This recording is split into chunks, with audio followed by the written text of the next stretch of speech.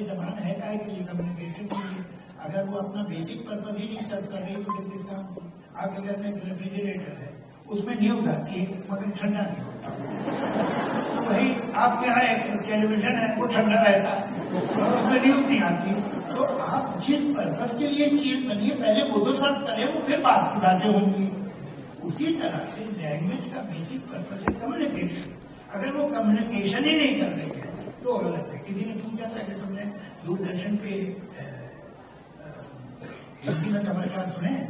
तो कहते नहीं, मैंने समाचार में हिंदी सुनी है। तो वो फायदा नहीं, इतनी डिफरेंस तुम लैंग्वेज यूज करोगे कहीं भी, चाहे वो आप उर्दू में करें या हिंदी में करें, वो मीनिंग लगता है। आपकी लैंग्वेज ऐसी नहीं चाहिए जो कम्युनिकेट करे।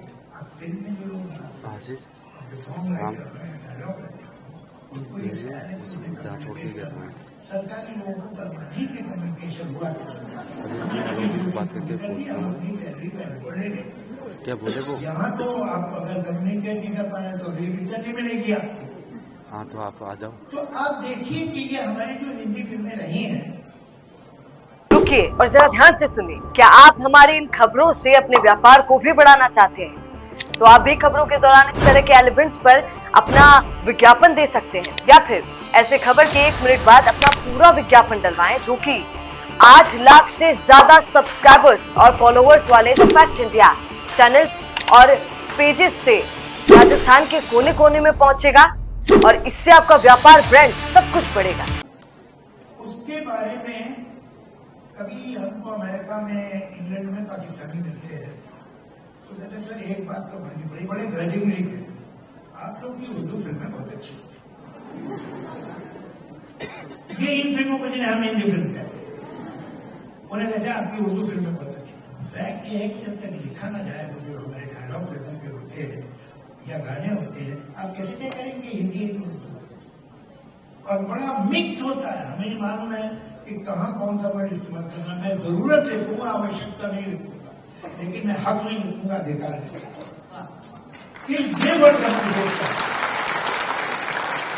तो जो अभी तो जरा लैंग्वेज की गड़बड़ हो गई है सभी जगह, वहां भी हुई है, लेकिन ट्रेडिशनली जो हमारी खासतौर से 70 तक आप देखेंगे जो लैंग्वेज हमारी थी गानों की, वो ऐसी बैलेंस होती थी कि जैसे आप कहिए वर्ड एक खो गया है, वह हिंदुस्तान में एक जमाने में एक लैंग्वेज थी जिसे हिंदुस्तानी कहा जाता। वो हिंदुस्तानी 2 स्क्रिप्ट पर लिखी जाती थी, देवनागरी में भी और उर्दू में। ये असली जबान हम लोग की जो हम बात करते हैं। मैंने तो कई वर्ड ऐसे हैं कभी जमीन पे सुने ही नहीं, सिर्फ 30,000 फुट पे सुना। आशा है आपकी यात्रा सुखद रही हो। आप में से किसी ने ग्राउंड फ्लोर पे या जमीन पे खड़े होके सी लेवल पे सुखद वर्ड सुना है? कोई बोलते ही नहीं। ये सिर्फ ट्रेन में होता है, सुखद होती है यात्रा। बाकी ट्रेन में उतर के कोई नहीं कहता तुम्हारी यात्रा सुखद रही है। Javed sir, we have lots of young poets here sitting with us, और उनमें से कई लोगों ने, कई poets ने जो मित्र भी हैं, उन्होंने बताया कि आपसे एक सवाल पूछना है। और सवाल ये है कि स्क्रिप्ट जो उर्दू की है, लिखाई, कहीं ना कहीं डू यू थिंक कि उर्दू समझने के लिए उर्दू लिखना, खैर आपने स्क्रिप्ट की बात करी, कितना जरूरी है? जितना आजकल उर्दू पोइट्री है, लिटरेचर है, सब अवेलेबल है देवनागरी। मेरी किताबें जो देवनागरी में छपी हैं और उर्दू में भी छपी हैं, देवनागरी में उर्दू से 10 गुना ज्यादा बनती है। तो इसलिए कि देवनागरी से लोग फेमिलियर हैं, तो मगर वो उर्दू पोइट्री पसंद करते हैं और उर्दू पोइट्री बेहद खरीदते थे। मेरी नहीं, सारे मॉडर्न पोइट्स की पोइट्री देते हैं। और जो अभी भी जो शायरी अब कर रहे हैं लड़के, यंग लड़के, उर्दू में पोइट्री कर रहे हैं। And by the way, you may or may not believe, जरा गूगल कर लीजिएगा, many of them are not Muslim, they are Hindu who have learn Urdu on their own and they are doing fine, बहुत अच्छी poetry. तो उन्होंने challenge किया है इस थॉट को कि किसी कम्युनिटी की ये नहीं। तो अब ये है कि उसमें कम्युनिकेशन की डिजायर है ना आज के लड़के को, भले हिंदी में लिखने की उर्दू में, वो लैंग्वेज ऐसी लिखेगा जो आम आदमी समझ। बहुत अच्छे से शेयर करते हैं। तो ये जो पॉपुलर उर्दू, जो हमारी बोलचाल की जुबान है, जो हमारी जुबान में उर्दू के लफ्ज हम रोज की जिंदगी में हम यूज करते हैं, हाँ। और जो क्लासिक उर्दू है, तो आप नहीं वो देखिए वो लैंग्वेज है क्लासिक लैंग्वेज जिंदा नहीं होती, मरी हुई होती, उनके बारे में क्लासिक कहते हैं। जो जिंदा जबान है जो हम बोलते हैं समझते हैं, यस एस्थेटिक्स होनी चाहिए। मतलब आप सड़क पे से लैंग्वेज लेके कहेंगे ये जिंदा जबान है, ऐसा नहीं है। उसकी अपनी एस्थेटिक्स, उसकी अपनी डिसेंसी, उसकी खूबसूरती, उसका पोएटिक फ्लेवर लैंग्वेज का हर लैंग्वेज होता है। लेकिन ये कि जैसे आप इंग्लिश लीजिए, इंग्लिश जो है वो जब अमेरिकनाइज हो जाती है तो कुछ दूसरी तरह की हो जाती है। अब प्रॉपर इंग्लिश कुछ और है, तो आप प्रॉपर लैंग्वेज बोलिए but don't make it indecipherable. ये बात ठीक नहीं है और ये पॉसिबल है। मुझे तो ऐसा लगता है कि कोई मुश्किल काम नहीं है। कभी कभी लोग जान के मुश्किल जबान बोलते हैं, मैंने देखे हैं तो ऑरेटर भी, उनका मुझे लगता है ख्याल ये है कि अगर मेरी बात कोई समझ जाए तो कोई नहीं मानेगा। तो बेहतर यह है कि मैं ऐसी लैंग्वेज में बोलूँ कि लोग मुझे पता नहीं क्या बोल रहा है, उसी में मेरी इज्जत मुझे ऐसा कोई रीजन नहीं है। दूसरी लैंग्वेज क्यों जान के बोल रहा है, क्या दिखाना चाहता है? जो ना पोएट्स है आज की जनरेशन के, जो लिखते हैं, जो पोएम्स नरेट करते हैं, रिसाइट करते हैं, वो आपको एज अ मेंटोर देखते हैं and your work is exemplary and they look up to you. What's your suggestion to the young poets, young budding poets? बहुत अच्छा लगता है।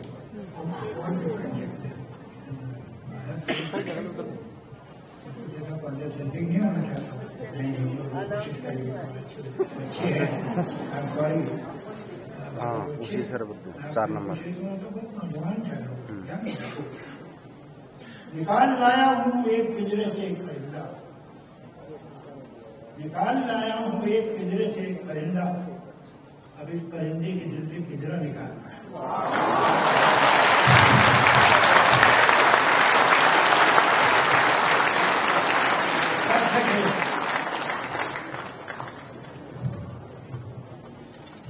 Urdu in India, India in Urdu, जो मल्टीलिंगुअल इंडिया है, उसमें आप उर्दू का फ्यूचर कैसे देखते हैं? मैं आपको एक बात बताऊं, एक तो उर्दू के बारे में लोग जरा कम जानते हैं, पर अक्सर चीजों के बारे में भूल जाते हैं कि ज्यादा शामिल नहीं करना चाहिए।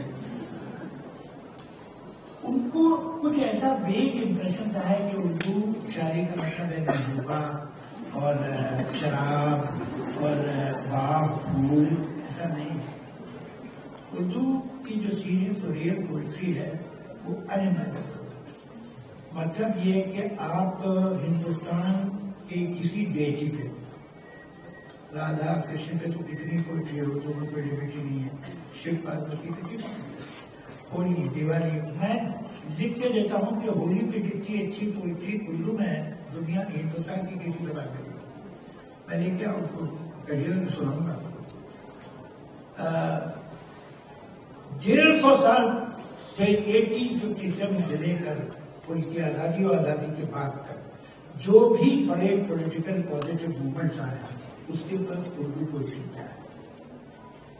और जो 30s में ये progressive writer movement which was pan Indian movement, it has all the languages है, उसमें उर्दू पोइट्स का क्या कॉन्ट्रीब्यूशन है, राइटर्स का क्या कॉन्ट्रीब्यूशन है। ये प्रोग्रेसिव राइटर मूवमेंट जो है 1936 में शुरू हुआ, लखनऊ में की पहली कॉन्फ्रेंस हुई, decided by Munshi Premchand and blessed by Rabindranath Tagore. He had sent a message to him, where writers and poets of all the languages of India had taken an oath that we will use a pen against the colonial power, against the feudal powers, for the empowerment of women, for the empowerment of the poor. ये उनका oath था और वो उनकी सारी poetry, उनके novel, उनके short story इस हिसाब से। इसमें उर्दू पोएट्स और राइटर्स का एक मेजर कॉन्ट्रीब्यूशन, मेजर, जिन्होंने progressive ideas, secular ideas, nationalist ideas के पोइट्री लिखी और बहुत ही इफेक्टिव पोइट्री। मतलब बीच में बंगाल का आप लोगों ने सुना होगा कि बंगाल में एक बहुत बड़ा काल था काल के ऊपर उर्दू के एक पोएट ने पोएम लिखी थी, बताइए कब है ये, अर्ली 40s की बात है या लेट 30s की बात है, बेटे भूल रहा हूं। उस एक पोएम को सड़क पे गा के उस वक्त लोगों ने 1 लाख रुपया जमा किया। उस वक्त का 1 लाख मतलब एप्रेशन 25-30 करोड़ रुपया एक पोएम से गा के सड़कों पर गाते थे और लोग पैसा देते वो पोएम से। तो जो चाहे again the idea of partition ना पोएट्री हो उर्दू में, अगेन द डिवीजन जो ट्रेजेडी हुई, पार्टीशन हुआ, उसके ऊपर जो पोएट्री हो कि क्या हो गया, या उससे पहले जो प्रोग्रेसिव मूवमेंट हुए हैं, क्विट इंडिया के, नॉन कोऑपरेशन के, हर जो पॉलिटिकल सिचुएशन थी उस पर क्या पोएट्री हुई एक, और दूसरी तरफ जो हमारे हिस्टोरिकल फिगर है, गुरु नानक हो या कृष्ण जी हो, राम, शिव, पार्वती, किसी पे इन्हें जाने दीजिए। फिर हिस्टोरिकल फिगर झांसी की रानी, तात्या टोपे, ये जो फ्रीडम फाइटर बड़े बड़े हिस्टोरिकल हुए, इनके ऊपर क्या पोएट्री हुई। झांसी की रानी के पूरे में सामने जो किताबें रखी है और मैं आपको बताऊंगा, आपको पढ़ना, मैं इस किताब का नाम बताऊंगा, इस लगे इन द मार्केट, आप अमेजोन के थ्रू।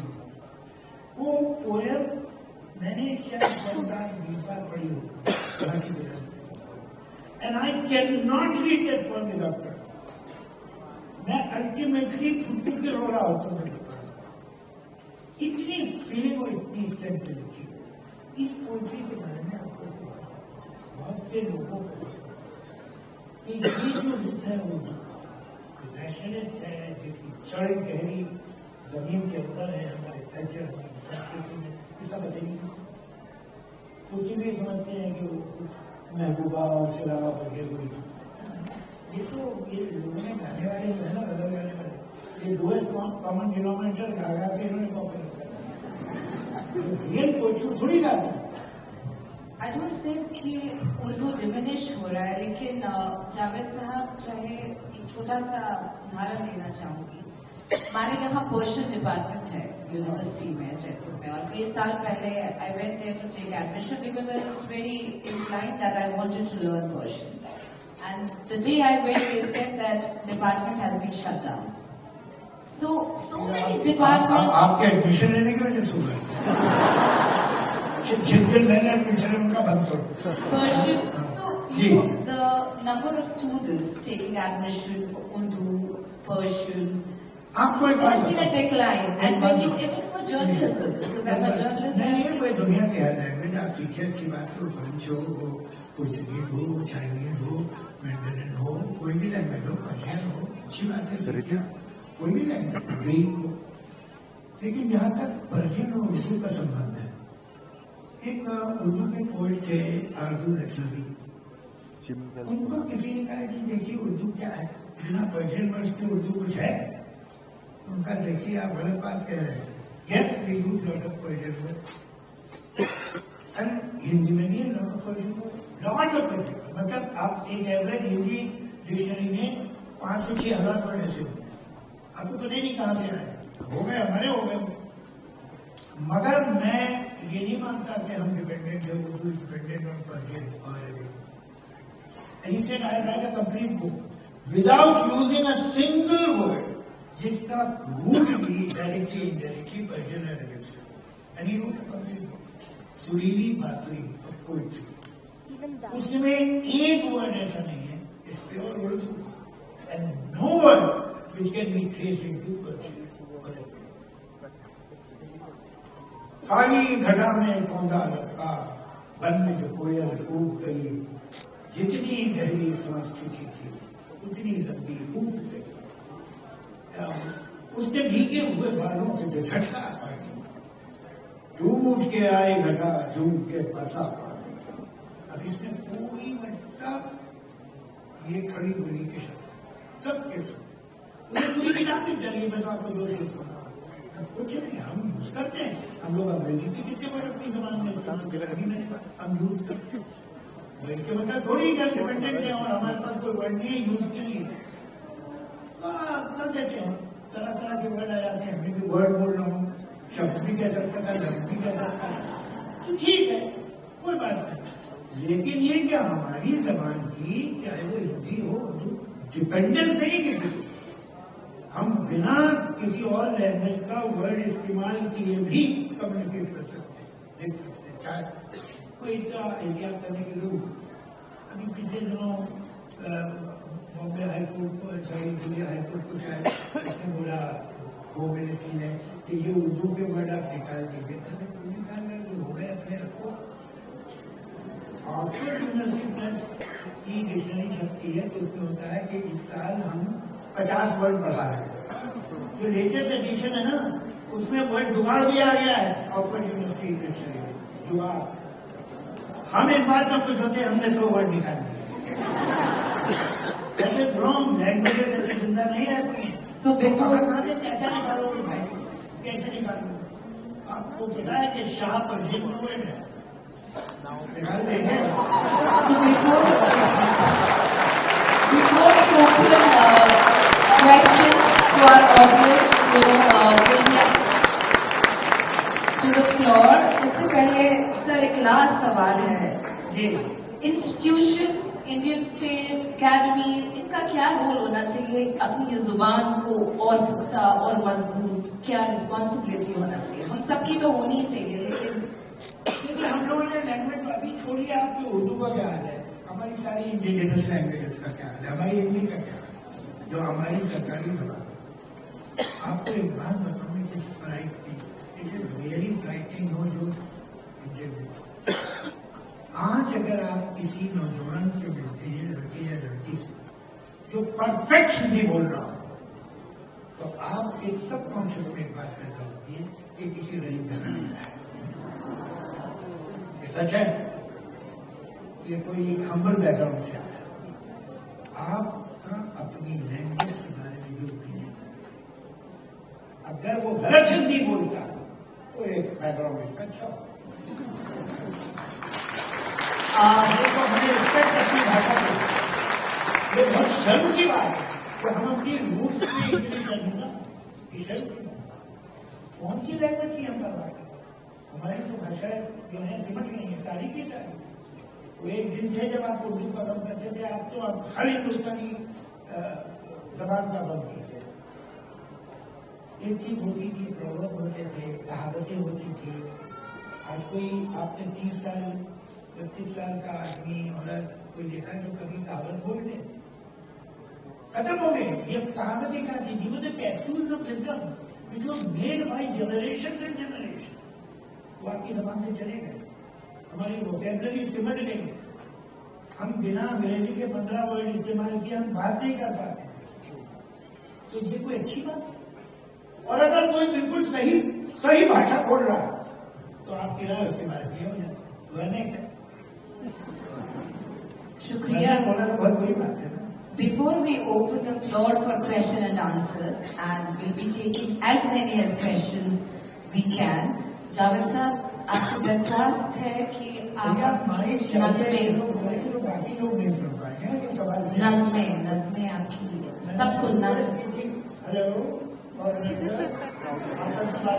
एक बात बताइए, ये जो आपने रिक्वेस्ट की थी कि 2 माइक यहाँ रखवा, 2 mics in the audience. Can we have the questions, please? Raise your hands. Okay. Javed sir will choose. You just raise your hands if you have any questions.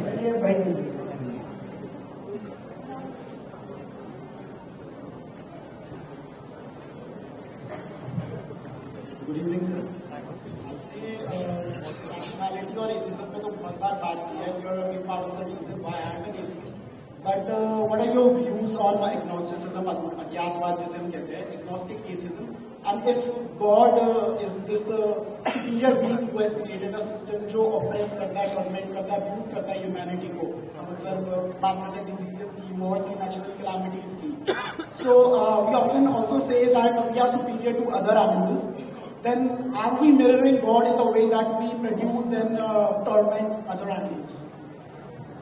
मैं to be honest, जो आपका सवाल समझाने की बहुत एक हो रही थी आवाज में, अगर थोड़ा सा दूर करके पूछे माइक को सर एक तो मेरा सवाल ये है कि आप एग्नोस्टिसिज्म और एग्नोस्टिक एथिज्म पे आप कहना चाह रहे हैं, और दूसरा सवाल ये है कि जिस तरह से हम बात करते हैं कि दुनिया में इतनी क्रूएल्टी है, इतनी बीमारियां हैं। I work in health care, I have seen young kids dying of leukaemia, natural calamities जो हमारे कंट्रोल में नहीं, उससे इतना लोग मर रहे हैं, इतनी पीड़ा दुनिया में है। तो उसी तरह से जब हम बात करते हैं कि हम लोग अपने आप को बाकी जानवरों से, बाकी एनिमल से सुपीरियर समझते हैं, हम उन्हें प्रोड्यूस करते हैं और फिर हम उन्हें ऑपरेट करते हैं, टॉर्मेंट करते हैं, तो क्या हम एक तरह से वो गॉड को ही वहाँ पे मिमिक करेंगे और acting gods for other animals? बैठ जाइए। पहले तो भाई मेरी समझ में आता है कि आदमी ठीक है, वो बिलीव करता है जब तेरे या एक आदमी ये ठीक है जो ये बिलीव करता है कि नहीं ऐसी कोई दूसरी बात नहीं है, ये जो है सेल्फ जनरेटिंग है, ये यूनिवर्स की बस चल रही है, हमेशा से इसकी कोई मीनिंग नहीं है। ये एग्नोस्टिक मेरी समझ में नहीं आता। एग्नोस्टिक ये है कि may be not.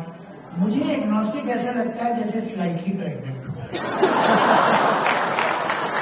Slightly pregnant ना हो यार, तो प्रेग्नेंट हो या नहीं हो, खुल के बताओ।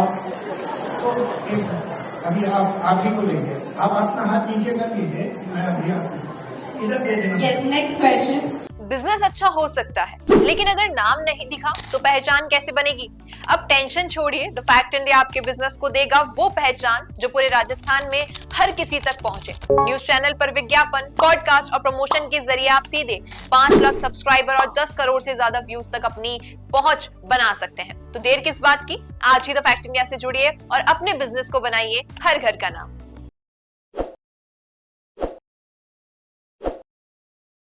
ताज़ा खबरों के लिए विजिट करें द फैक्ट इंडिया की वेबसाइट और डाउनलोड करें द फैक्ट इंडिया ऐप।